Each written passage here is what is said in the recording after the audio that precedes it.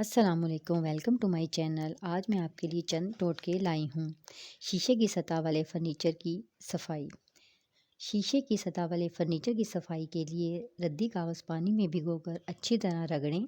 इस तरीके से शीशा साफ़ और शफाफ हो जाएगा। इस अमल के बाद नरम कपड़ा फेर दें तो चमक पैदा हो जाएगी। आई पेंसिल की खूबसूरती बढ़ाना।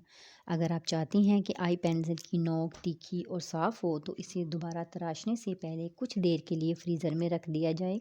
इस तरह ये तराशने के दौरान ज़ाया भी कम होगी और फैलने का अंदेशा भी नहीं होगा और आप ज़्यादा अरसा तक इसे इस्तेमाल कर सकेंगी। मेहंदी का रंग तेज़ करने का तरीका। अगर आप मेहंदी का रंग तेज़ करना चाहते हैं तो थोड़ी सी इमली लेकर थोड़े से पानी में भिगो दें, फिर इसे बारीक कपड़े में छान लें। इसके बाद इस छनी हुई इमली के पानी में मेहंदी को घोलकर 10 मिनट बाद लगाएं तो इसका रंग बहुत गहरा होगा।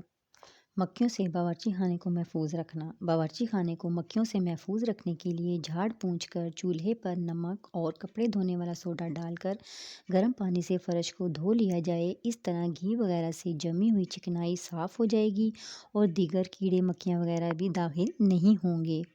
फ्रिज के अंदर से बू दूर करना। फ्रिज के अंदर से अगर किसी किस्म की बू आ रही हो तो एक कोयला लेकर इसे पीस लें और प्लेट में रख दें। फिर चंद दिनों के बाद इस पिसे हुए कोयले को बदलते रहा करें।